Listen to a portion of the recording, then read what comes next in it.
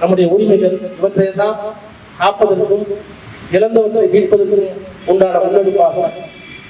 எடுத்துக்காட்டாக கீழடியிலே தமிழருடைய மொழி, பண்பாடு, நாகரிகம் எப்படிப்பட்ட தொன்மை வாய்ந்தது என்பதை உரிய ஆதாரங்களுடன்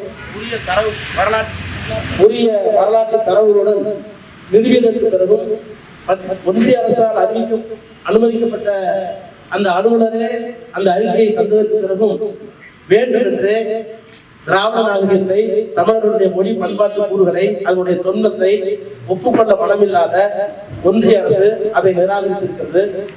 இவற்றையெல்லாம் மக்களிடத்தில் எடுத்து சொல்லி இந்த பாசிச ஆட்சியை தமிழக எல்லைக்கு காலூட்ட விடாமல் தடுக்க வேண்டுமானால் தடுக்கக்கூடிய வல்லமைமிக்க ஒரு தலைவராக நம்முடைய முதலமைச்சர் தான் இருக்கிறார்.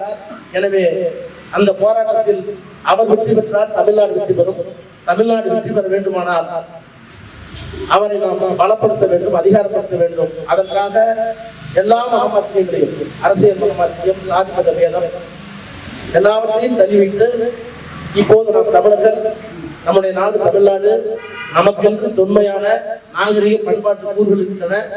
இவற்றையெல்லாம் ஒரு காலம் அழித்து விடமாட்டோம் என்கின்ற சூழ்நிலையை மேற்கொள்ள இந்த பணியை நாங்கள் தொடங்குகிறோம்.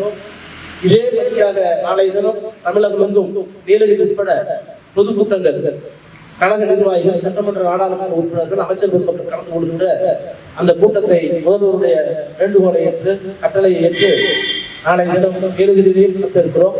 அதை தொடர்ந்து 3ஆம் தேதி முதல் உறுப்பினர் சேர்க்கை தொடங்கும்.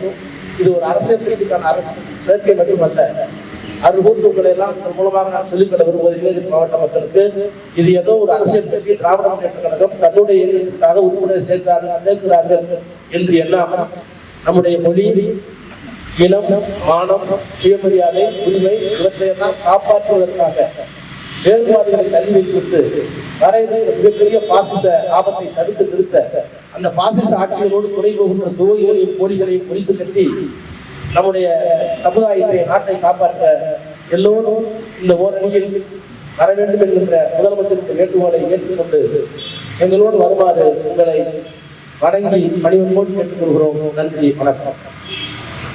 செய்திகளை உடனுக்குடன் தெரிந்து கொள்ள கீழ்கண்ட கேபிள் மற்றும் டிடிஹெச் நெட்வொர்க்குகளில் எம்நாடு செய்தி தொலைக்காட்சியை காணுங்கள். பாதகம் செய்பவரை கண்டால் நாம் பயம் கொள்ளலாகாது பாப்பா. மோதி மிதித்து விடு பாப்பா, அவர் முகத்தில் உமிழ்ந்து விடு பாப்பா. அண்மை செய்திகளை உடனுக்குடன் தெரிந்து கொள்ள இணைந்திருங்கள் எம்நாடு தொலைக்காட்சியுடன்.